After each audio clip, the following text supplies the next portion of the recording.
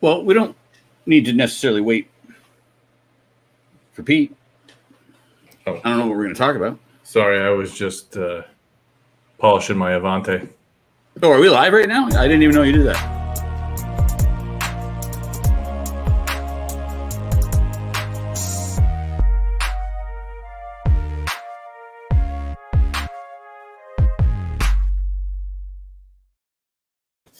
Well, you don't play with your Avante while you're waiting? I don't have an Avante. I wish I had an Avante. So last week, we didn't even discuss this. Pete wasn't here. Yeah. I think our buddy, the masked monster, what's his name? Masked Master, yeah. Yeah. Masked Monster would have been better. He asked, and I saw it later that he said, "Where's Pete?" We didn't acknowledge Pete was missing. Pete apparently ate a bad hot dog. Yeah, well, and that's what you get for eating hot dogs. Maybe shit himself. I don't know. I don't really know what happened. He never said the story other than I did a photo shoot and I ate a hot dog. Yeah. So, yeah. Some might ask today, where's Pete? Where the frick is Pete? That was one massive hot dog. But apparently he's on his way. Some people are late to the party, I guess. I like how every week we care less about this. I care where Pete is. I miss Pete. No, I'm not saying we care less about Pete. Oh. I'm saying we care less about this. Nah, I care about it. We're kind of not really doing prizes or coming up with topics. Yeah, well, this wasn't a prize show. This isn't fucking Price is Right or Let's Make a Deal. That was never the idea. I didn't say, hey, I'm a game show host and you could win something that Jeff will never send you. Yeah, which I still haven't sent those two guys, which I will get a hold of them. I actually was going to find Moorhead, I think, if he's watching. Was that his name? I kind of remember. One guy was my buddy, Tom Dees, I believe, won the other one. But I think it was Moorhead or something head. I don't know. If he's on, maybe we can connect right now. I just need a list of what they want. And then I'll send them like 7 stickers. How hard is this? Well, I'm going to let them choose, though. I got like 200 SKUs. I'm not going to just randomly choose stickers and send it. I'm sure they would appreciate. First of all, they won the camo pack, if you remember. And second of all, I'm sure they would just be happy to get something from you because it was like 5 years ago. Yeah. Open the mail, they're like, oh, I forgot that I even won this. I still like the idea of just sending 20 camo masks and then send them what they actually want as well. Yeah. Let's go back to my comments are going. How do you pronounce Xavier? Javier? Canada. He's from Canada. He doesn't know how to pronounce a J. Hey, I like his comment. The careless eat cheatery is part of the battle. That's good. I like. So if anybody's never actually seen an Avante, well, everyone's seen an Avante. Why would you assume that? Everyone has seen. Everyone in the RC hobby has seen an Avante. Maybe not in person, but it's not in person now. You're holding it into a camera. Everyone has seen an Avante. Okay. So if you've never seen a van, Morgan O'Dwyer has never seen an Avante. She just saw it today. She probably has. This is for you, Morgan. Hey, turn your mic up, I think. I don't know. Maybe not. With your shitty Canadian beer. I'm drinking a potato beer right now. Yeah, potatoes. You run out of stuff to put in there. Let's put potatoes in it. Hey, so one of the things I noticed, since we're going to talk about Tamiya a little bit right now, because I have one in my hand, and I was polishing it before you guys came on. Obviously, there's something going on with this thing. This is a Tamiya Avante, and it's much smaller than Black edition. Yeah, obviously it's black. It's much smaller than I remember. Well, it's not obvious. It's not just black, like painted black. It's the black edition, is it not? Look, it says black on it. Yeah, black, right. Okay. Yeah. They're usually blue. In light of all the racial injustice, what a better car right now, too. No, I agree. Yeah, black Avantes matter. I agree. But one of the things, since I'm going to bring up the kit I was building, that made me go get this out of my old garage and look at it. This thing has 22 million parts. Yeah, that's a cliche now. Yeah, right. Yeah. Right now? Right now, just right now, only now. Yeah. It's done now. There's no more. It's not a cliche anymore. Yeah, of course. Yeah, that's the running gag since the 80s. Like, we've even said it. Yeah, you're right. Anyway, I'm not poo-pooing what you said. You're right. I got special late breaking news. Pete's here. Pete's finally shit his hot dog out. He's live in the bathroom. And he brought hot dogs for all of us. Hold on, let me get out of this one. Oh, no. Yeah, well, there you go. Later, Pete. He's not connected. I don't know what's going on. Pete has Canadian internet. Yeah. Is it this one we're doing? That's your phone now, huh?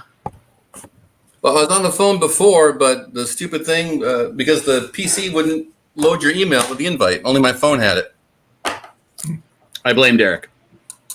It's very high-tech email. It's got a link in it. Yeah, I did my best to join ASAP, but technology. And now I'm plugging in my microphone. It's all right. We're part of the fuckery is the what do you say? 2 minutes in. Javier? Okay, I don't know. It's our, there's too many comments. We're famous, so how do you say your name? Hief? Hey, I think you gotta. Oh, is it Javier then? I don't know. Turn your mic up. I think. Is there something different?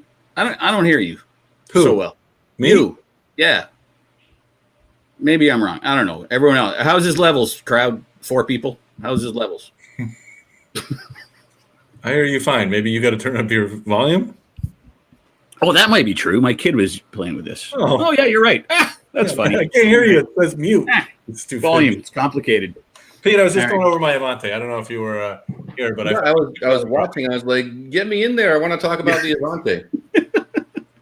I also have an Avante. Make a joke about how many parts are in it. Pete's always got the mini one around. Yeah, that's still good, but Derek's is nicer. When this came out, I was probably what did I race? Look at that guy.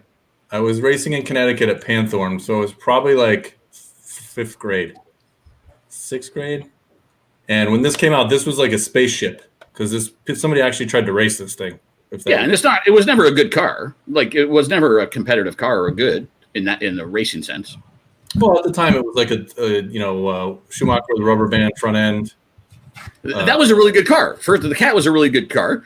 And Yokomo YC10s and either Optimum Mid or Lasers, they all dominated the Avante in performance. Well, this thing just look when it came out, everybody was like, "Holy crap! Look at this!" Yeah. 7 million parts. It must be better. Hey, I mentioned this. I'm doing a live series, not really live or whatever, unboxing, building crap for our website. Tamiya must just have some mold maker like as a slave. Well, they'll definitely have one on payroll. When you're that big, you're not jobbing out your molds. Well, I know, but remember when somebody used to complain a mold is like $50,000 for a steering knuckle? Well, no, right.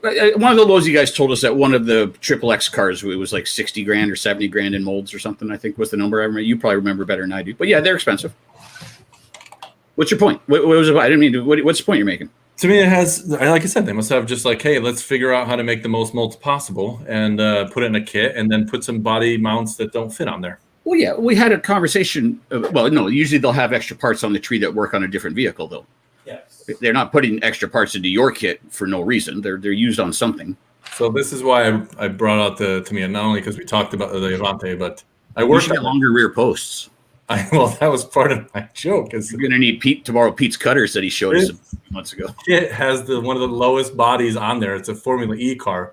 It's probably going to go up to here. Yeah, but those posts are used on another vehicle. I joked as well, but those posts are made are for another vehicle as well, like maybe a truck, the truck rig where it needs a really tall one or something. I don't know, but they're not. They didn't do that for that vehicle and laugh while they're like, look at these extra 18 holes that they. Well, I do remember as a kid, my cars usually had 12-foot body posts because I didn't know you were supposed to cut them because when I was a kid, I don't think I read the directions like that. Yeah, that's fine. I don't even think I had wire cutters. I built the car with a wrench and shitty L wrenches. Yeah, but that doesn't change the fact that if you're going to make a body post, it's obviously easier to cut it down than lengthen it. So this is a no-brainer if you're making a body post mold. Pete, you want to jump in? Body post expert? When I used to do readers rides, like inevitably there'd be like so many cars, like, wow, this car is beautiful. Too bad it's got like smokestacks coming out of it. You know? Yeah. It's all dooley. It is unfortunate that you have to be told to cut them down. Yeah, you think most would be able to figure that out. Hey, so I'm going to do a little spoiler of my video on this. This was pretty much a nightmare build. That better flyby was awesome. Yeah. I haven't built a Tamiya in a while, but there are so many parts on this car. That's why the connection to my Avante of part count. But so you need to lay down a shorty servo, which I don't have one laying around. That's kind of odd for me to do that, but then again, given the low CG, I get it. You got no but choice. you can stuff. It has room for. It says if you have an oversized speed control, it shows a picture of like a old MC112B Futaba.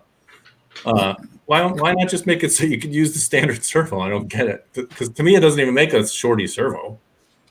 Right. Well, I don't think Tamiya makes any servos. I'm sure they OEM that stuff. I think they included some servos in some cars or something like that. But yeah, I assume some of their servos. And another thing is, since I was going to race this and I didn't have the oils, I had to build all the diffs. I built them dry. And why would you do that? Because I want to build the car and get it together so I can at least get pictures before I run it. Now you got to take it all apart. I know, and it's not a modern car with 4 bolts to take the diff out. I basically have to build the car again. Good. Next time, jump in your car and get some oil. And why don't you have oil at your at the office or house or wherever you're building that thing? You don't have any diff oils out of all the vehicles you have and all the everything. No. Yeah, well, that's odd. Okay. I mean, Send Derek some oil. I don't have a shop. I have, you know how many ready to run? Basically, all we get is ready to runs. Like no, and I get that. No, I get that. Right. But they didn't even include oil. They gave you shock oil, but since I'm gonna go race with Tony on this. He told me what setup he has, so I'm like, why am I going to put the kit oil in there to dump it out? And gotcha. Yeah, right. Of course, yeah. So the other thing is the reason why I didn't go to the hobby shop is because I'm going on vacation, and I won't be around for a week, so it doesn't matter if I have oil or not. What did you use? You said that last week. I thought you were on today. No. Sorry, go ahead. What's that, Pete? What did you use for a screwdriver to build it? I do not have a Tamiya screwdriver. I have an old X-ray one that's not as good, but good. And Hootie, I would imagine. I just complained about because I just finished the kind of like the wrap up of before I start the body. Tamiya still uses Phillips heads, which I said you're one step above a flathead. No, but you're going into plastic. It's I mean, I'm not saying that you can't control a hex into plastic, but you're going into soft stuff. So hex will be better, believe me. But yeah, no doubt. Right. And they have hex. The JIS screwdriver, Japanese Industrial Standard, so the thing will fit properly. You know, a much better time. But they already have hex drivers on. They have both. So why not just give me one, please? That's all I ask. They have both. What are you saying? They have Phillips head, and I have 1.5 and 2 millimeters cap head screws in here. Right. Okay. Yeah. So, but a 1.5 millimeter cap head means it's like a 2 millimeter screw. So a 2 millimeter screw with a Phillips is kind of crappy, even more crappy than what you're talking about. They're in here. Those are in there here too. They have 6 millimeter, 8 millimeter, 10 millimeter machined and tapping. So it's like I found every screw in it. I'm not busting on Tamiya, but that's the Tamiya thing. It's like, how can I complicate this even more? Well, no, I listen. I'm not an engineer, but I would imagine that a lot of manufacturers try and simplify a design. Let's say you want to have a car that had all one screw. You could do that, all one size screw, all 3x8s or 3x10s. You could do that, but you're gonna make some shortcomings somewhere in your design. To me, it's probably like we want whatever screw we want to use to make the best outcome of this spot, we're going to do it. And we don't care if we have 30 different screws. We're going to use what the best engineering fastener is in this location, is what I would guess. No, doesn't that make sense what I just said? This is not a best engineering car. No, I'm not saying. I'm saying that on that part. First of all, I'm astounded that you're able to design camouflage decals, but you're not an engineer. That's good for you, dude. That's an artist. I'll take that as a compliment. Thank you. Yeah, no, I don't. No iron ring, and I have camo graphics. Yeah, I think I told the story once before, but I built a Tamiya Durga, which was the plastic chassis version, like the TRF4 one, like their top line 4-wheel drive race buggy. And this thing, like Derek's car, had like every size imaginable. I remember I was putting in like the last screw in the bottom of the chassis, and it bottomed out with 2 millimeters to go. So I realized, okay, I put an 8 millimeter screw where a 6 millimeter screw should go. Right. Yeah. Good luck. Like, am I going to take out all these screws to see which one's the 6? Because the 6 millimeter screw and the 8 millimeter hole is fine, you know, but this one is not going to go. And I was just like, I can't deal with this, and I was very mad. The other thing that bums me out, and this will I'll go out and buy a new part because I can't stand this. If I put in a screw that's too long in a hole and it makes a dimple on the top of the part, Yeah. Game over. You have to replace the part. Ordering a new part, can't have that. Yeah, I'm with you. I agree. Yeah. But if you want to see a car with basically one size screw throughout, here it is. Most Tamiyas that aren't race cars, they'll use the same 3x10 screw. No, that's if you look at like a TLO, an old TLO one chassis, like everything was a 3x8, that silver 3x8 coarse thread Phillips head. Yeah, I mean they can do it, and I guess on their lower quality cars, or not like lower performing cars, maybe they'll run a setup like that where you just get 30 of the same screw. But again, I think if you're looking at a part and you want a certain screw there, whatever screw is best, I appreciate the fact that they use whatever they want. I'm just saying it's frustrating when you're building. No doubt, yeah, and also frustrating when you have to build your hardware collection to replace lost screws. It would be very frustrating. I guarantee you, Tamiya said, okay, the chassis is 3 millimeters thick. This aluminum motor plate that is going to bolt to it is also 3 millimeters thick. So we'll do a 6 millimeter screw, so it's nice and flush at the top of the part. And they didn't care how many screws there were. Whereas the engineer who does the GF01 chassis, he gets an edict that says, like, look, you're going to use a 3x10 screw everywhere if possible because we want to cut down on the different screw sizes and complexity and blah, blah, blah. Which you actually mentioned as a design component actually makes it more difficult to design something. When you're given very often. I mean, that's the thing. This will be one of the things we would talk about if we went with my stupid things people believe topic. If you think that this is easier to design than a race car, you're bananas. I'm not saying a race car is easy and this is hard, but there's unique challenges to trying to meet a price point, just like there's unique challenges to trying to make the world's fastest or quickest around a racetrack or design. And I guarantee you some of the highest paid designers in the car full-size world, they get paid to figure out how to make the cheapest power seat for a minivan as opposed to how to make the most efficient disc brake system for the new Corvette. The skill sets are not. When there's no limitations, it makes it easier. Right. Derek wants to talk about shocks. Definitely no limitation on this because your motor screws are in the front, and somehow you're supposed to access them through there. Oh, it's for adjusting your mesh and whatnot, or putting the motor in, or even just putting it in. So to take the motor out, you have to take the 2 screws out of the bottom and remove the whole center assembly, which is mounted on plastic, which means every time you take those screws out, you kind of. This is a little bit of a problem too with how Tamiya often will start from scratch when they come up with a new platform. Maybe I'm not saying this right, but like think of like a B6 for example. It was a pain in the ass to get into the rear transmission. So on the B61, they made a 4-screw or 5-screw top release, which actually was started by a Canadian guy, JB. Who did a 3D printed version of that. But anyways, as the generations move on a chassis, they can do marginal improvement on each one. Whereas Tamiya tends to, like a chassis like that, tends to leave it out, and they're not going to come out with a V2 of that most likely, where they could address. Again, and then I'm not bashing Tamiya. This car is not really a full race team car. It's a race car in that it looks like a race car and it can be raced. So I get against itself, yes. It looks better than some race cars, So it's got the design. It's more trying to look realistic, which has a challenge itself. So I get it. I'm not bashing it. And at the end, that's the thing. Some people love to build Tamiya cars, and at the end, every time I build the Tamiya, my fingers hurt. I'm like, why do I have all these extra screws? I have 9,000 other parts for some cars. I have no idea what they're for, but somehow you're sounding like a whiny baby right now. Am I Karen right now? That takes us back to the Avante, though, because I think culturally, and certainly for the culture of the Tamiya, it's not necessarily about performing the best, because obviously those inboard shocks are not the best for performance. It's about, that's awesome. It's about what will be cool and like a full-size car and will excite people technologically, because well, it's also a necessity. If you have to keep the shocks low to fit under a body, then it's also a necessity. Oh, yeah, that can be it too. But certainly, Tamiya has plenty of history of doing things just because they're cool, just like the Avante, Which I totally agree with. Did Tamiya do a single test lap to see if that could outrun a Yokomo dogfighter? I think not. But it's got aluminum this and adjustable that, and the 5-link rear end, all that crazy stuff.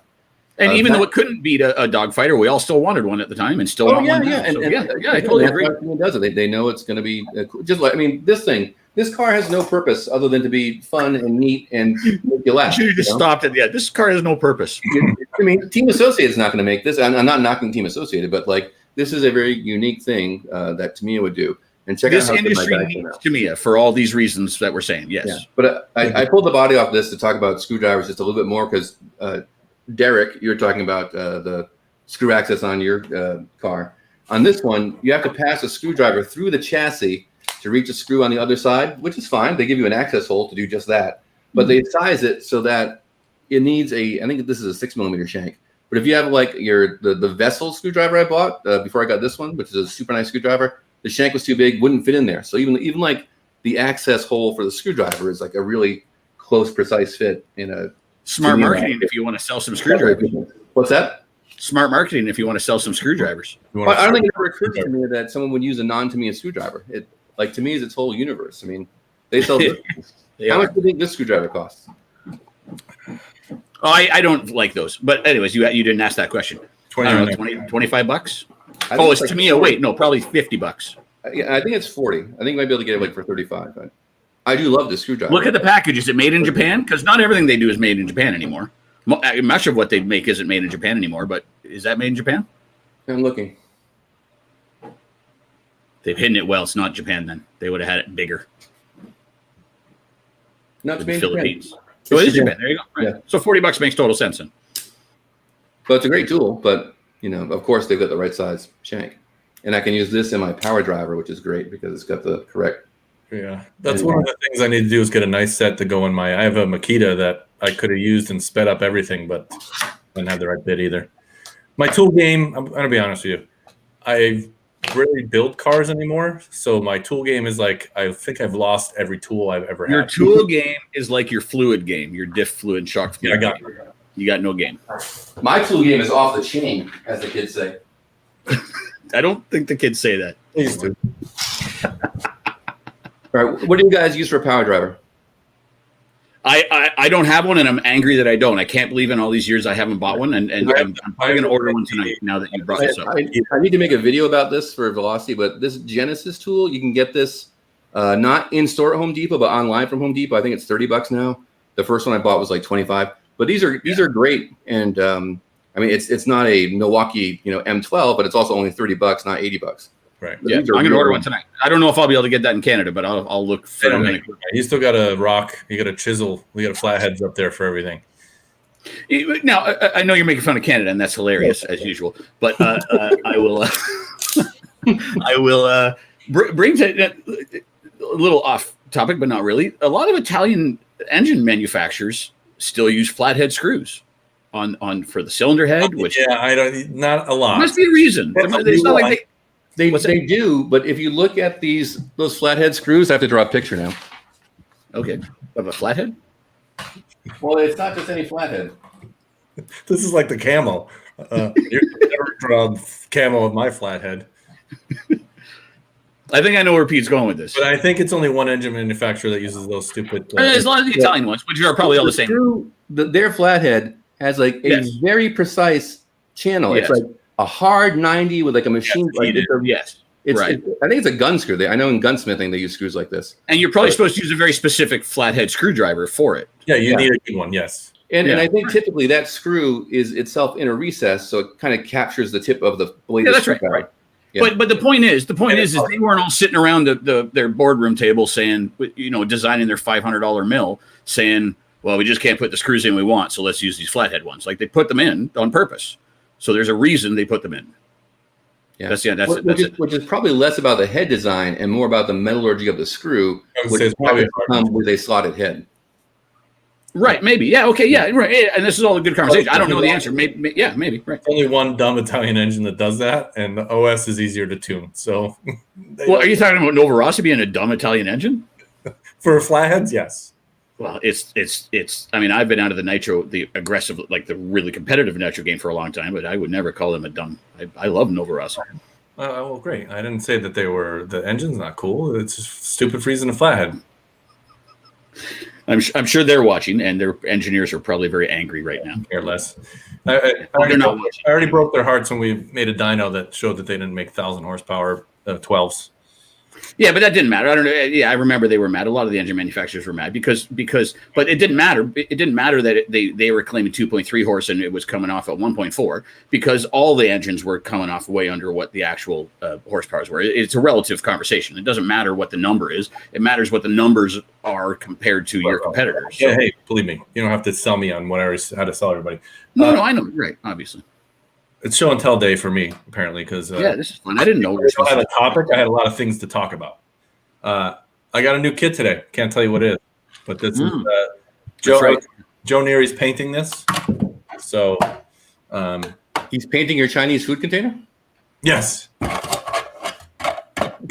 that's the L7 special. I don't know what you got there. Does Pete know what this is? Because he wasn't on when you told me what it is, and we can't tell everyone what it is. It's some kind of a car with an interior, obviously. Yeah, it's an embargo. What do you call it? It's top secret. You can't tell. You got it. Yeah, the gag order. That's probably better, right? Who likes you well enough to give you that? All gag. Well, it's a big company that we have a strong relationship. Really, nobody likes. I love them. Not me. I'm not talking about the company. What are you talking? I have no idea.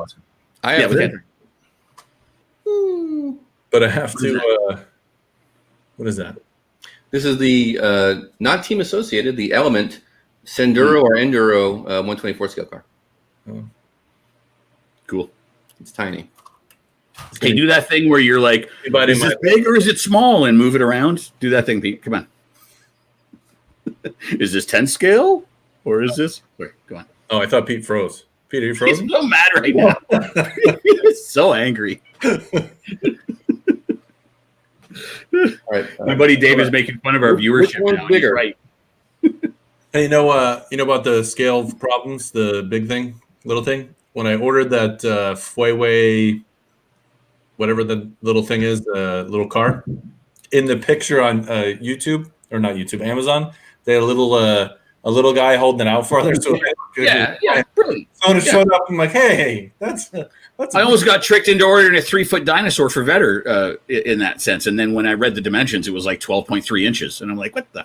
And they did that. I think Pete was consulting for them. They did some crazy perspective thing. Yeah. And you don't even know how to convert inches to millimeters.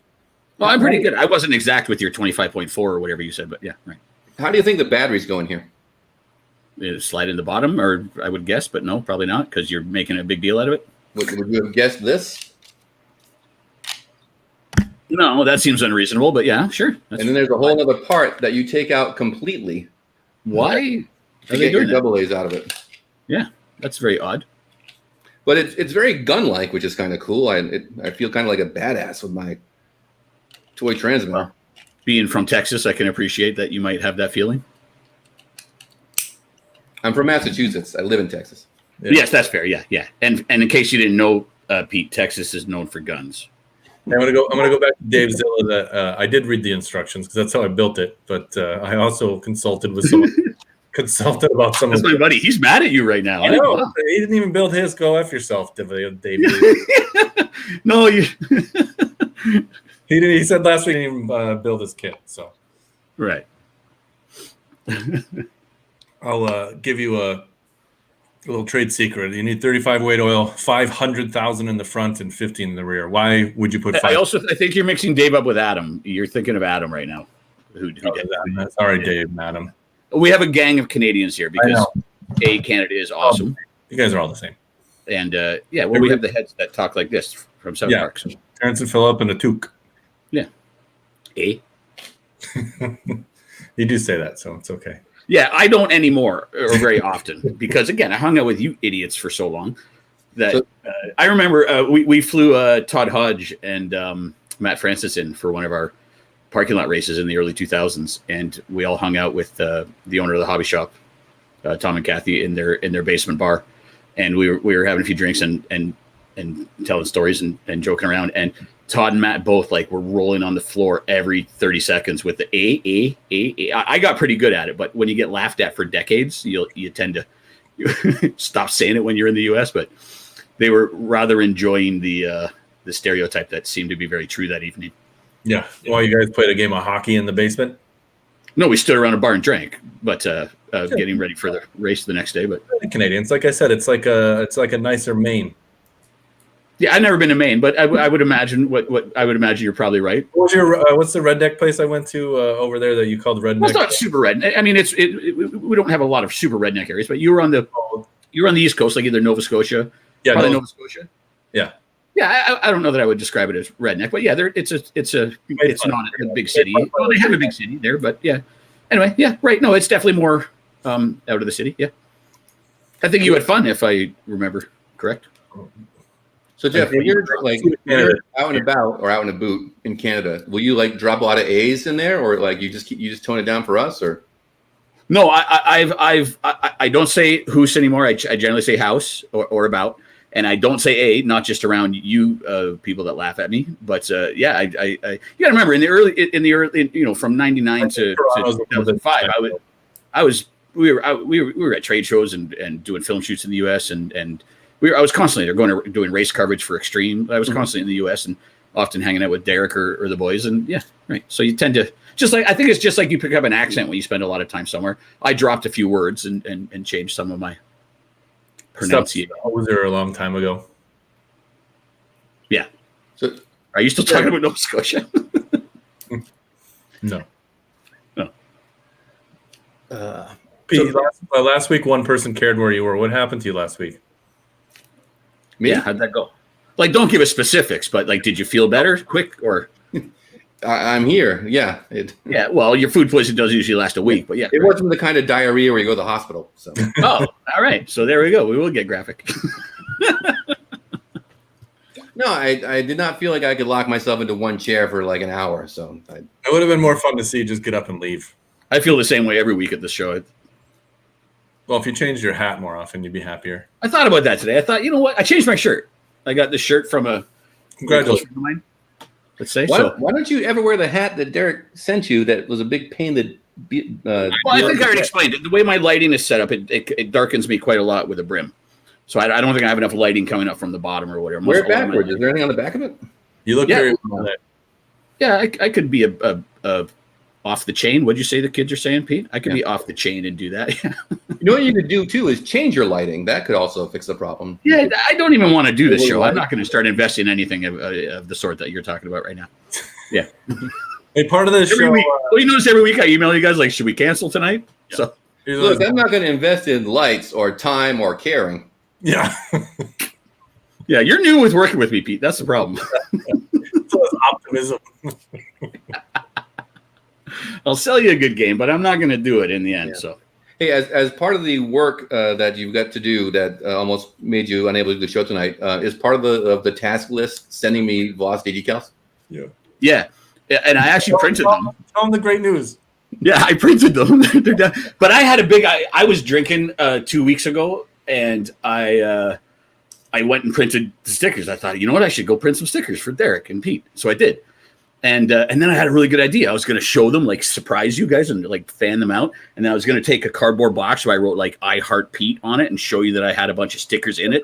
I had this whole thing. It's when I was drinking, I was so excited. Couldn't wait for the next show to do this with you guys. And I didn't even do that. I didn't even write I Heart Pete on a box or bring the stickers up from the print room. So, yeah. Well, when I sent Derek his slash, I didn't even write Dildo Warehouse on the box like I wanted to. Yeah, well, that's silly because that's a great opportunity to. Is there any? Should I open that? Does it say dildo? Where it's behind me? No, it doesn't. It just says Derek Buono. So, but there is a pack of those hot dogs he ate in there. So, yeah. Hey, part of the show that said we were going to actually read people's comments and talk to them. That's awesome. Like we ever read anyone's comments, but yeah, I mean we do a little bit. But thoughts on the Kyosho MP10E? But this is the thing. Like Alpha's got a good question, but I don't know. Like a lot of these questions are going to be so. The Kyosho also put up a teaser video today. Says. Humble Tef. Is that the MP10E you're talking about?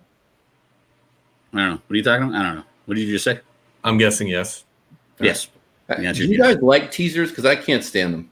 I'm fine with teasers. I don't mind if it's like, hey, teaser, we're going to announce something tomorrow. But like when it's like a month of teasing, I'm like, this is getting. Well, yeah, I've been noticing that. I think X-Ray's doing it right now, where they show you a 3D printed diff, and then they show you a 3D printed hinge pin freaking retainer every other day, which I mean that's kind of neat. It's fine. Well, no, that's kind of cool. But then it's like, oh, I see where this is going. But when it's like it's a silhouette and you can barely see, and like this is going to be a huge thing, guys, and then it's like kind of this like nothing's huge anymore in this industry, by the way. But yeah, right. No, yeah, I'm impartial. I'm somewhat impartial. If they drag it on too long and they don't give enough info, I'm with you. Well, I'll give you the worst example in modern memory for me is the Ford Bronco. It's not an RC tease, but that truck has been teased for 3 years now. I don't see this teaser video. Oh, countdown begins. You want to watch this teaser together? No, not at all. What is it for a Bronco? No, I have no interest. But you're gonna do it anyways.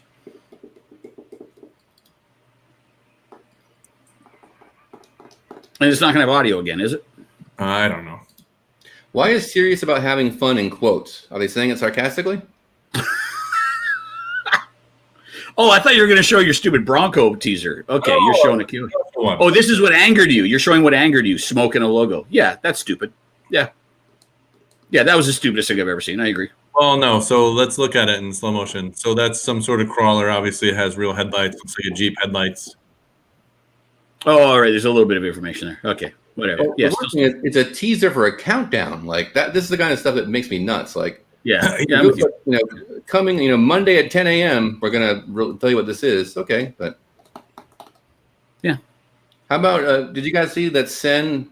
I wouldn't say they're back because they never left, but Sen is. Well, we talked about this pre-show, a little bit, yeah. That Dooley? Did you guys talk about that? Well, no, myself and Derek were talking about a pre-show, just from a business and marketing standpoint. They did an interesting job. They did my new kit that I can't discuss, and I discussed. Sen just did this, that everybody released some sort of video on the same day. It looks like they really.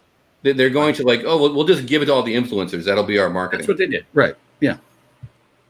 Listen, we don't carry Sen at the hobby shop that I work at, and we do now. Well, at least that truck, we were ordering a bunch. We're getting calls like crazy. So and we now the problem is we've all been in the business, so the numbers that we talk about for marketing are very different now than they were in the 90s and 2000s. But if you send 10 vehicles to 10 influencers and your cost is $150 or let's say $200 each, you spent $2,000, which is nothing. A page in Car Action was more than that. I get it. Yeah. I'm not selling it to you. Like I say, we all fully now pages in Car Action aren't $2,000 anymore. I think they give you a free pizza and a free page now because they can't sell anything. Obviously, the print is difficult. So it's a very different world, and what marketing actually costs these days is very different. But still, what a brilliant way to do it. 10 influencers for $2,000, brilliant. My question is, what do you think of influencers who get everything first? Hey, can we stop calling them influencers and just call it media? Because that's the one thing. Whatever. Who cares? Yeah, that's fine. They became a different term. That's really media influences. So these are the people that are doing the media. They're in whatever. It's just like Pete likes to be off the chain. So that's the new that's the new term is the influencer. It's fine. I don't give a crap what they call it. It was huge in the 90s. No, but it's obviously there's guys like RC Sparks who I think he's not going to just accept your product and put it on his channel. He wants you to pay him and all that stuff. Well, it depends. Aaron has right. Anyways, yeah, right. It depends, but yeah, sure. Yeah. So I sort of take it with a grain of salt, and I think anyone should. When it's okay, Sen has this new truck, and here's the 5 guys on YouTube that got it first. So is there even? I think just subconsciously, it's they're helping me out by giving me this opportunity to get more views because I've got the car first. So my opinion is kind of influenced by that, and anyone's would be. I'm not and I'm above all this. Yeah, but it doesn't matter. Yeah. Even if the car was released, people will talk about how amazing it is when they got a free one. Most people will. That's why you get free ones. Yeah, this is also the conversation we've had in this industry, and again, all 3 of us have dealt with this very specifically. Our advertisers are also our content. And almost every other industry isn't like that. I always talk about Maxim or Auto Trend or whatever, any of those magazines. Not that any of them are relevant necessarily anymore in the print sense, but they have barbecues like grills and razors and lawnmowers advertising in their car magazine.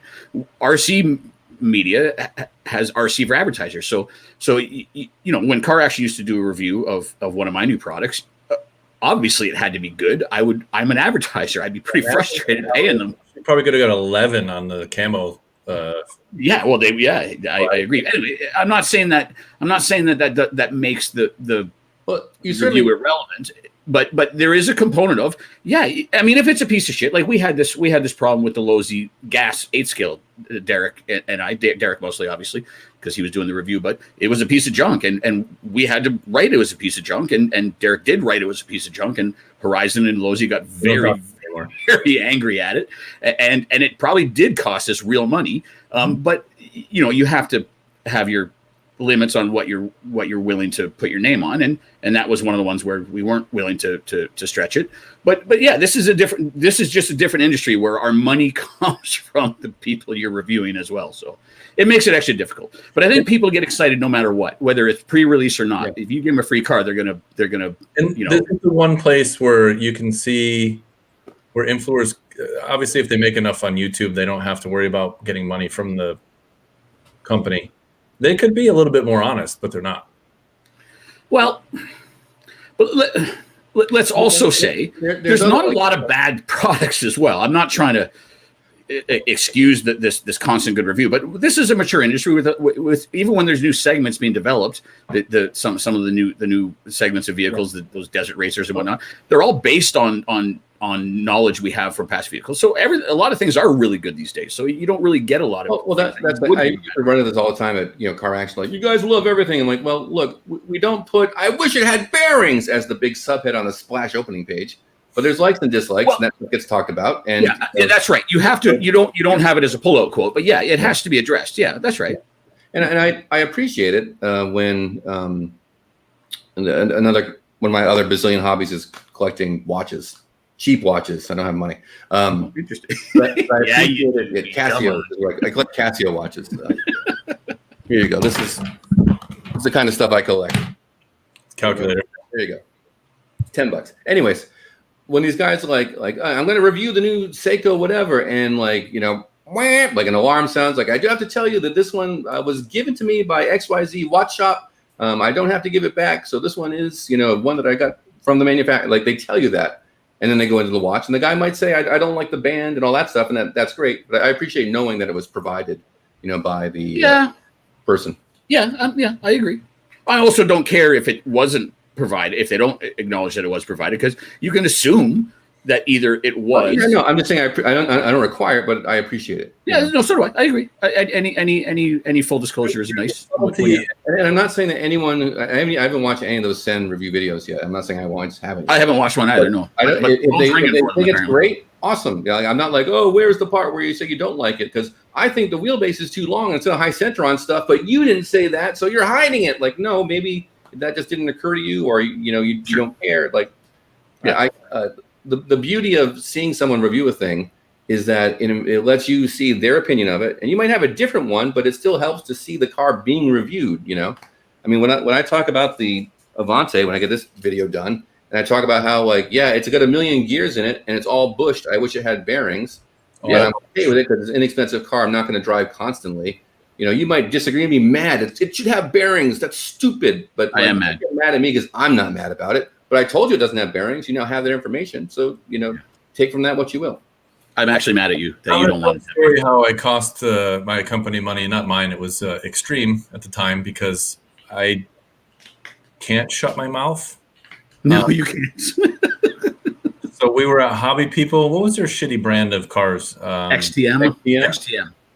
So and they actually weren't that shitty. I actually did a lot of work with XTM, and Kaplan was there at the time and was awesome. Eventually, some of them were okay.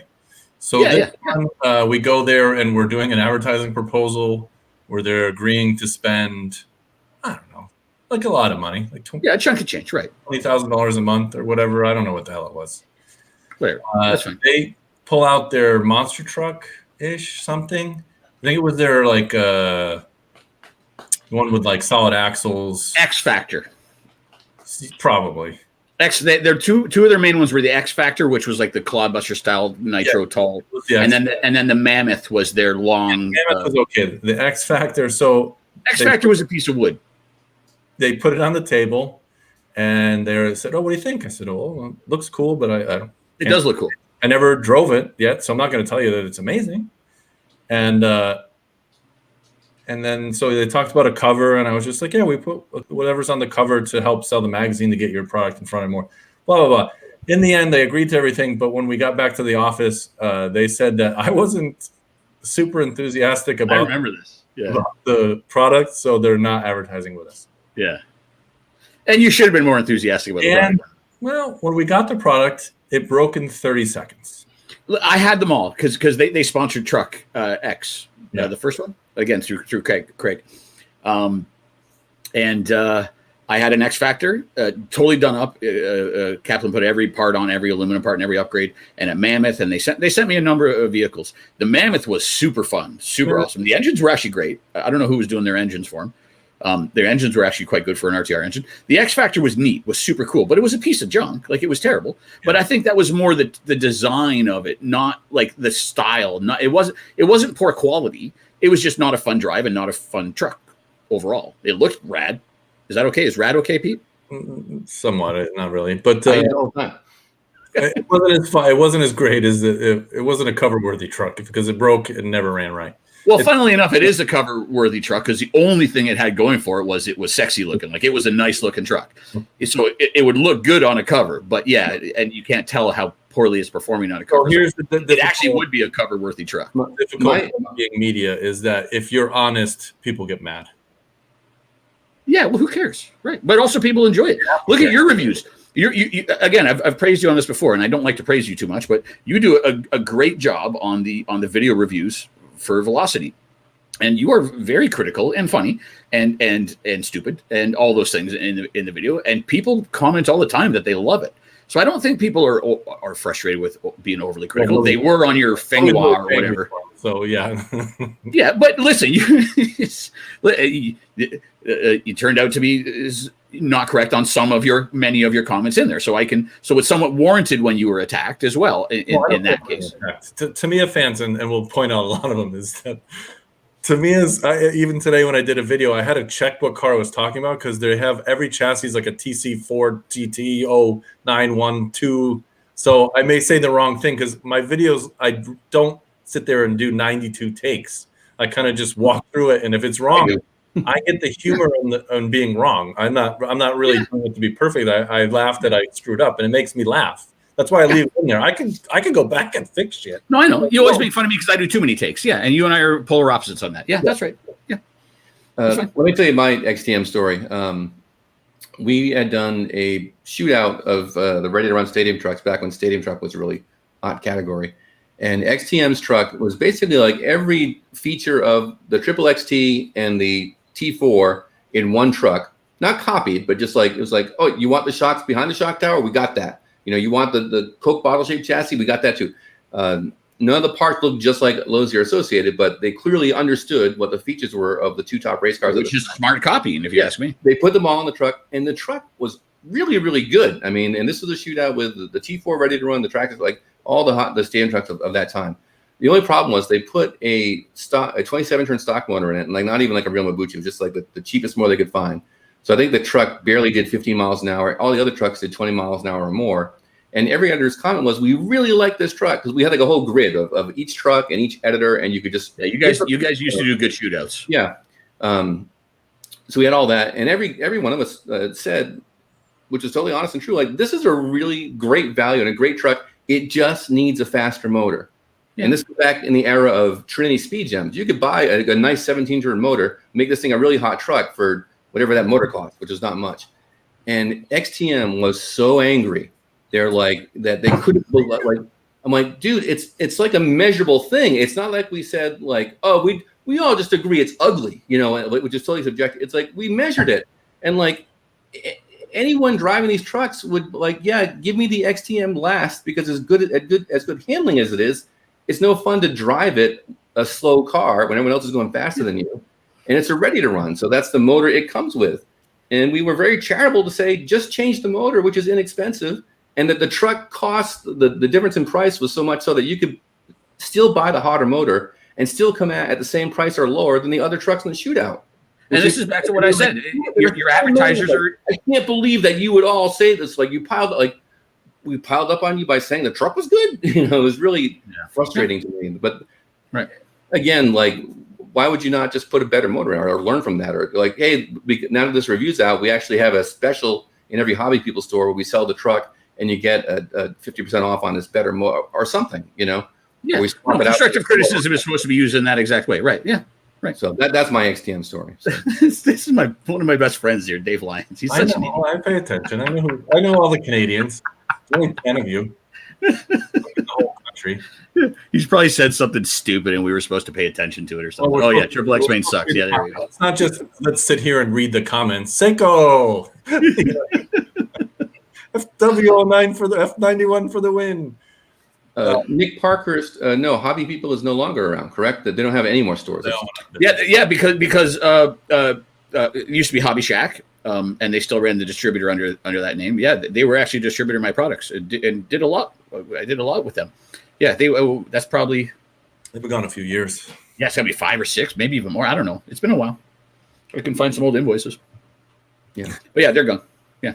Well, Craig Capital. I think the stores went independent or something. If you had a Hobby People store, couldn't you just keep it? No. And run it as your independent? No, that they all just shut down. The one that was by us closed. The main one closed. Yeah, because it was mostly all West Coast, almost all West Coast, I believe. Yeah. Right. I mean, I'm sure you can stay open if you want to, but I think they were all corporate stores.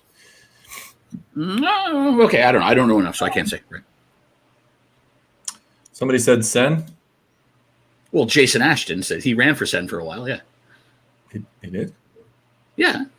How do you? Yeah, he's really fast, obviously. Oh, that's right. They had a faux race car for A scale. Yeah, and he I don't remember if he did super well with it. Maybe Ashton can speak to that, but yeah, he was kind of, I think, and again, maybe Jason can speak to this, but I'm pretty sure he was one of the first really fast guys who went to the Taiwanese stuff. He was even running Taiwanese engines at the time, I think. Anyway, whatever. Yeah, and this isn't a knock on anybody, but any of the pro guys that went to like the 5th level chassis have never really done well. No, the only one that did was Hara and with the. Well, I wouldn't call the hot bodies what you just said. Yeah, Hara won the Worlds in 08 that you and I were at that. $75 car. It was a $280 car at the time, yeah, but his car was not. It had all the parts that came out later as the Hara edition. But no, hot bodies was producing inexpensive cars, but I wouldn't compare them to like a knock. Like they were, the hot body stuff was still really good back then. I ran hot bodies for years. It was that D8 was an awesome car at the time. Did very well. Obviously, it won the Worlds. Yeah, I remember you went up to Chris Moore right after and said, "How do you feel about getting beat by because their car was $700 or $800 the Mugen at the time? How do you feel about getting beat by a $250 car?" And he gave a brilliant answer. He said, "Listen, Mugen fans are Mugen fans. We'll keep every customer still, but yeah, that was quite a Worlds. Yeah." But could you buy the Worlds winning car for that price? The actual car that came off the track? No, I already said that. No, he had the longer rear shocks. He had a number of changes to the car. It later came out as a Hara edition D8. But the changes that were made, I mean, a lot of it would have been the aluminum parts for lightweight and things like that.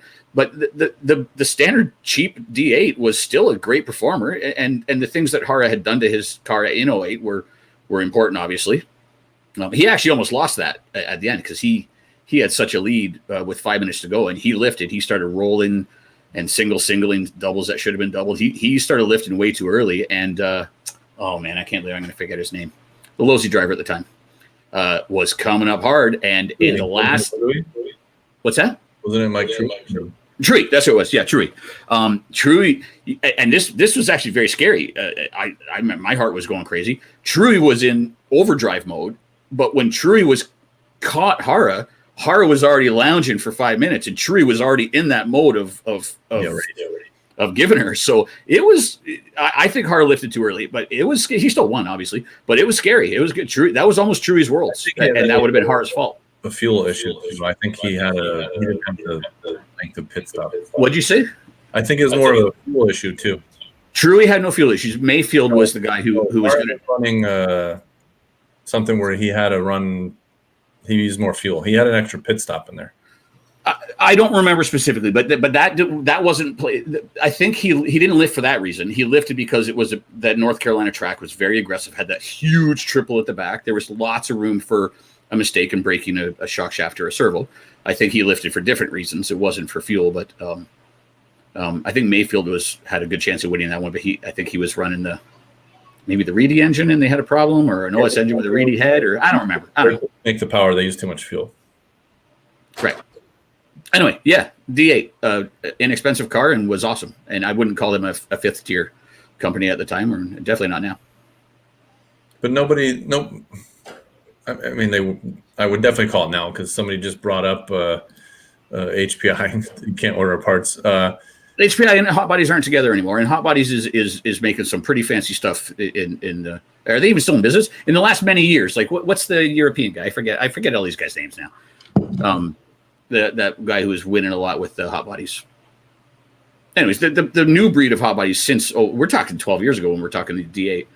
The new breed of the last 5 years, the Hot Bodies had some pretty fancy cars, is my understanding. And they were completely disassociated with HPI at the time, I believe. Allegedly, who knows? Yeah, I have no idea. I might be wrong. Maybe someone can correct me. I don't know. Somebody will.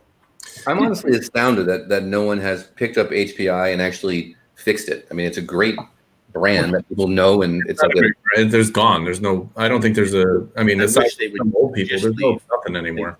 Yeah, just go away. We don't need it anymore. On its third round of attempts to bring it back, everyone's lost faith in them. They're not producing anything of any substance that no one else is making. They can go away now. But no one has like purchased HPI as a brand and actually said we've put products out. We have filled the pipeline. You know, you can get parts. They're out there, and that's never happened. I mean, it's like the company has changed hands, but right. You know, yeah, that's I'm right. not saying we need HPI. And even if they did do all that, who knows if it would have worked? I mean, it seems like everyone still wants HPI, but it's the same guy coming into the store over and over asking for a Savage fuel tank. So maybe there's not a draw after all. I mean, no, but if I worked at Horizon, and obviously they know numbers, I don't, but I would say, hey guys, why don't we buy HPI just for their line of sedans? Because those seem to do well. All those, those. Well, if you were going to name an HPI vehicle that did well, yeah, they did do a good job on their on-road RTRs, yeah, with the drift packages and the regular touring car. Yeah, I would give you that.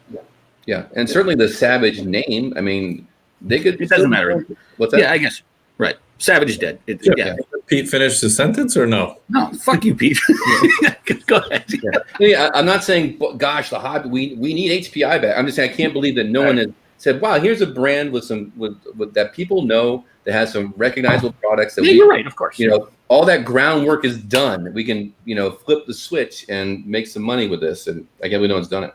Well, what's the European distributor that bought it? I mean, technically, they were almost. I think it was Ripmax. Ripmax. They were bigger than Horizon at one point because they were.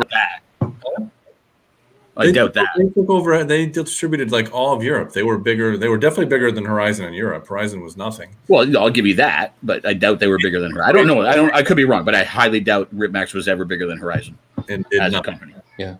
Plus, and we don't know what kind of machinations there were behind the scenes. For example, Ripmax might have had plenty of money and said, hey guys, turn on the spur gear pipeline, and the company was like, no, you need to pay us this huge wad of cash that HPI owes us before we even make one more spur gear. And they're like, yeah, but you can just find another guy to make your spur. Oh, I guess unless they're holding all the molds. Yeah, okay. Yeah, that's the other part of it. So that kind of stuff, and please don't quote me. I'm not saying that happened. I have no idea what happened. But but it's that feasible. kind of stuff I wouldn't know about, and that kind of stuff can happen. Yeah, sure. We can remember HPI's mold. The plant went out of business too. King Hobby, was it? King's they were making stuff. Yeah, because they were making for. I think they were working for a few companies. Even Axial, I think they were making, weren't they? Yeah, they were making a lot of companies. Then a lot of companies almost went out of. Kingstar went out of business. Horizon Great Plains kind of saved it by because they had so many lines that were important. Stuff. They kind of bought all the stuff, but that company at that point, and this was before I think the whole crash of 2008. If that had gone out of business, it would have BK'd like 4 major RC. Yeah, that's why Great Plains would have bailed them out. Or I don't know what the deal was, but yeah, of course. Right. I'd love to know how much OE Sen still does, because Sen doesn't just make Sen stuff; they also make stuff for other brands. I thought Sen was gone, to be honest with you. I thought they were. That was somebody put. I know they weren't gone. I mean, they sell different names in other places, but. It was a random, hey, we made a dually. And I'll go back to the dually. I didn't watch any of the videos, but that's all you're going to be able to do for that car is run it straight because it's a long wheelbase dual Yeah. Like, well, yeah, it'll steer still, but it won't. Yeah. Okay. Right. I don't know how long you're going to play with the big dually. That's all I'm saying. Unless you're going to put big. Yeah, I agree. It's not something I would buy, but I can see the draw.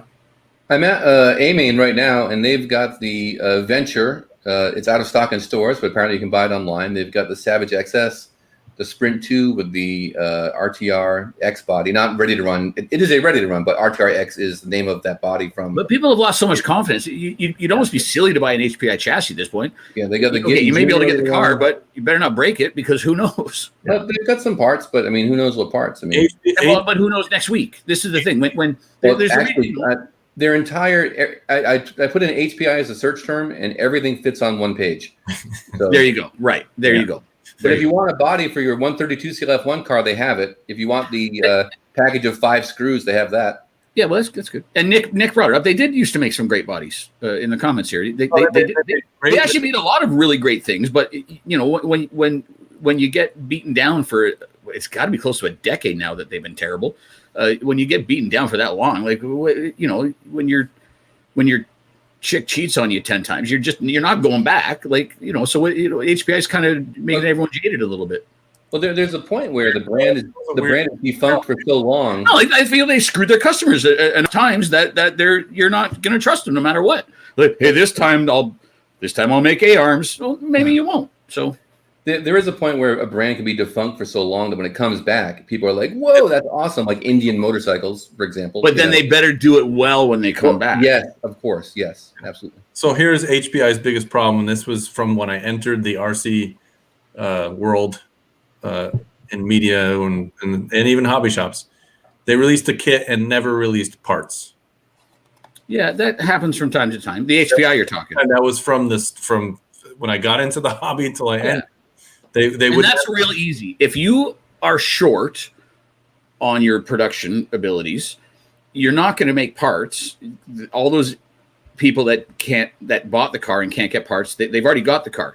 You're going to fill more car. You want to sell vehicles so that they'll wait. You're going to have to wait. You got no choice. You already bought it. You got to wait. So they're going to want to make vehicles first to get more and more. It pisses off the customer. But I can appreciate a one-time customer, and that's what happened. You bought, and here we are. Right? Yeah. Okay. Yeah. And nobody bought it again. Exactly. Yeah, that's right. Yeah. No, I'm not saying that it's a good idea. I'm saying I understand their decision making. If you're like, okay, listen, we got to stop these machines and put the molds in to make spur gears that keep stripping, or we can make more cars that have stripping spur gears to make sure that the demand for the parts is going to continue, and we'll make spur gears later. It's a poor business decision, but I can appreciate why they may make that decision. That was 25. But like, once you turn on the spur gear machine, once you're running that mold, like just let it run for an extra 24 hours. Do all the. I'm well aware of that, but we all know that the manufacturing process is way more advanced than us making jokes about turn on the spur gear machine. But yeah, of course you're right. It's like a print press. Yeah, whether you print 1,000 or 10,000, there's zero difference in the production time. And to your point about sales, like, if you want the vehicle to go into hobby stores, the hobby shop wants to know that they can put parts on the wall.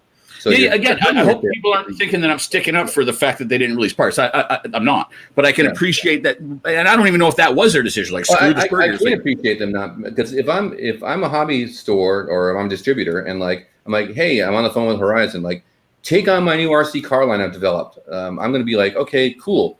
Do you have parts for it? Like, I want to know that, for if I buy 10 cars, I can get this many spur gears and this many shock, like all that stuff. And that's why it was a poor decision for exactly what you're saying. Yeah. Yeah, you're right. You're 100% right. I just think they made a short-sighted decision, and they probably didn't think it was a short-sighted decision at the time, maybe. But yeah, right. But my whole explanation. And we're making a huge amount of speculation on it wasn't short thought process. It was from early 1995 until 2010. That's not start again. Start again. Long-term commitment and short-sightedness. Hey, if we made more parts, people would buy our parts. They make more money on No, but they didn't always do that. That wasn't like a mantra. I was saying from the time we listen at the hobby shop that I work at. We used to sell a ton of HPI, and there didn't used to be parts problems. We used to sell like ridiculous. I remember the owner would show distributors like how much HPI we're selling to show like this is like. Pick up this line, like we're selling tons of it. And we didn't have part shortages. This is not an always thing with HPI. HPI ran very well I'm talking, I think, in the RS4 days and Savage days, but yeah, HPI ran very well for a number of years. That's it. That's all I'm going to say about HPI. Screw them. Yeah, I would love to know the complete history of HPI, what really happened there. I mean, they went from selling like graphite chassis parts and superstar wheels to the F1 car came out. Nice rim reference. Suddenly like RS4 comes out and then they just exploded and, it was really a meteoric rise. So maybe they just grew too fast and, it was always on the verge of, well, they also never did. And you're going to enjoy this, Pete. They also never did what Traxxas did so well. And we've already talked about this on a previous show, but stability in chassis is good for everyone. Not so much for the manufacturer, funnily enough, because when you release a new chassis and everyone buys it, but it's worked out for Traxxas. There's something to be said for like a rustler that's been stable. Almost 95% of the vehicle is the same for 20 years. A hobby shop's not afraid to stock a lot of parts for it. A customer's not afraid to buy it, knowing that parts will always be available. HPI didn't make their rustler. They came up with whatever their Bullet and they when they released a new vehicle, they seemed to make a whole new vehicle. That's like the Tamiya way of doing it, where like we want it new all the time, and that's great for the customers that want new stuff. But from a hobby shop standpoint, and especially from a customer standpoint, hobby shops are afraid to carry stuff that changes too quickly. And a customer, if I buy this vehicle that I like, if it's discontinued in a year, am I going to be able to get parts in 3 years? So it's scary. And HPI, again, I said it when I said HPI never had their rustler, and if they had, they had their rustler was a Savage. Yes, but it was a Nitro Savage that was popular. The electric Savage never took off. So when Nitro died, their rustler died as well. So yeah, I'll give you that their RS4s and their Savages were their rustlers, but they both died because Nitro died, and they didn't come out with their new version of a rustler that could have been a long-term chassis that they can still do V2s and V3s and V4s and do whatever they want, but keep the main platform where a stock of parts were going to be available for decades ahead. They never ended up with one of those. You named the ones that they did. Name another one. Well, the RS4 and Savage. Nothing else that they had was long-term. Traxxas has their Rustler, their Stampede, their Slash. You can go on. The original Max series. They broke a car and nobody got parts. They never made enough cars. Well, this is a secondary conversation. They never had the stability that made it so hobby shops were confident enough to carry so many parts, which might have kept the stream of parts coming because there was so much demand for them. Anyway, this is another thing. There's a number of issues that all come together to make the end result. Guys, we have a challenge from Ron P. Ron P. RC Racer. Ron's literal last name is RC Racer. It worked out great for him. He's a buddy of mine. He's an awesome guy. He's a huge vintage expert. He knows the answer to this. So I believe their first product was Superstar wheels.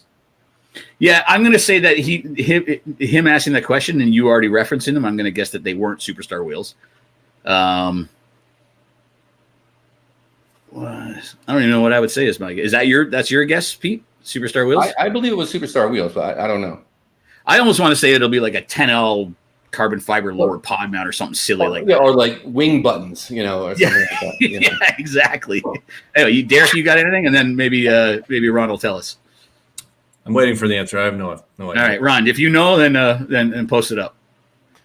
We got carbon fiber 10L lower pod and 5-star wheels is our guess. Foam bumper. Is RC Master mad that we're not saying hi back? Foam bumper. We talked about you earlier in the show. You must not have been here. Yeah. We talk about you every week. All right. Thanks, RCP Racer fucker. But lag from Canada. Oh, Charlie thinks Schwanka thinks it's motors. He might be right, actually. But then you have to. Oh yeah, HPI did have their own end bell. They didn't OEM off of Epic or. What did you say? Jeff, very close. Oh, so it's probably a carbon fiber part then, or at least a part for like a pan car or something. Yeah. All right, Ron, you got to tell us, brother, because I'm about to end this show. So. Was it really? Oh, there you go. Yeah. So okay, good. Yeah. Carbon fiber 12L front brace. Yeah. All right. Anybody else have any? Fun. Ron has a plethora of knowledge on vintage topics, so there's probably you won't necessarily. Is that the right word? Plethora? I don't know. Sure. Anyway, on this note, shall we bid adieu? Is that the right thing to say? It's been an hour and 8 minutes, hour and 9 minutes. I originally I was not even having a topic. Are you out of drinks? See, brilliant, good. Pete, where's your level of beverage? There you go. I think this show's over. By the way, if you watch any vintage clips of Van Halen and you see David Lee Roth taking huge swigs from a Jack Daniels bottle, it's iced tea. Do you know that for a fact? Yeah. Because in that era, it very well could have been real. No, he said it was iced tea. Oh, interesting. Oh, good. Okay. I was hanging with Roth one night. And Yeah. A lot below and only drinking iced tea. Yeah, that's what I mean. That's what I meant. Like, it could very well have been. I mean, good that you know it's an accurate story, but it could very well have been real. It was a different time in the 80s.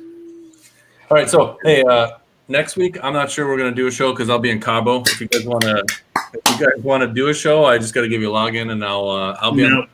No, it's fine. They have the internet in Cabo, Derek. I can do it. Why are you doing this, Pete? I just can't host it because I won't have the login.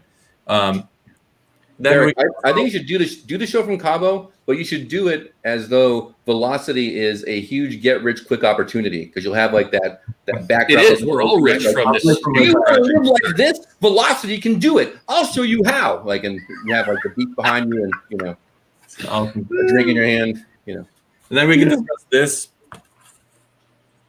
When are you releasing this? When are you allowed to say what that is? Estimated date of the 28th, which I think that means I have to build. You got it that early? They gave it to you 2 weeks before they want you to release it? I actually think they gave it to me earlier. They just sent it to the wrong address. So I think it was probably 3 weeks before, which probably means they wanted me to have everything built and ready to go on the 28th. It's going to be a hard one. Yeah, I want to go, but Ron just made an interesting comment. Did you know that an old Futaba Magnum can use a Spectrum module? I didn't know that. If you custom wire it in? Well, I would imagine he means it's plug and play, but who knows? Well, that's what the whole thing was for, was anything with a module. That's how it started. Yeah, but I doubt they made a specific Magnum was an older radio. Well, maybe the Magnum with the PCM part is a module, and the Spectrum module. That's from 89 and 90, is it not? Yeah. I used to use one of those. That was great radio. Yeah, Spectrum I love that radio. I think it's cool. 2003 or something, so. I doubt they released a PCM 1024 module. Maybe that's what you're saying. I don't know. We'll check them next week because let's get the frick out of here. Real quick. Yeah. Favorite radios of old. Magnum Junior for me with the batteries in the grip, the Magnum brick radio, and the KO Propo Mars. Mine would be the PCM 1024, the Futaba. I ran that for a decade. I loved it. The Airtronics M8 or whatever, I enjoyed the M8 as well. M8, the 3PS or whatever. No, the 3PS was before the M8. I never ran a 3PS, but I ran an M8. That was also an awesome radio. Yeah, and the menus were simple. You just go click, click, click. It was all on one screen. That's right. Yeah, killed the battery like a mofo, but yeah. Yeah. All right. Press end. I got to find the actual outro, which is 2 clicks away. So maybe Al's like, "Oh man, just when it got interesting. What? This was interesting at all? We're still live. Maybe it was because we're just going to Cabo. Tomorrow morning I'll be going to Cabo. I'll put a picture up. My son just said, "I don't understand if this video is going to end." Now he's saying that only because he wants to talk to Pete about Godzilla, but he has my bloodline, wants this to end. All right, and we're gonna do a live Godzilla show after this. So we should.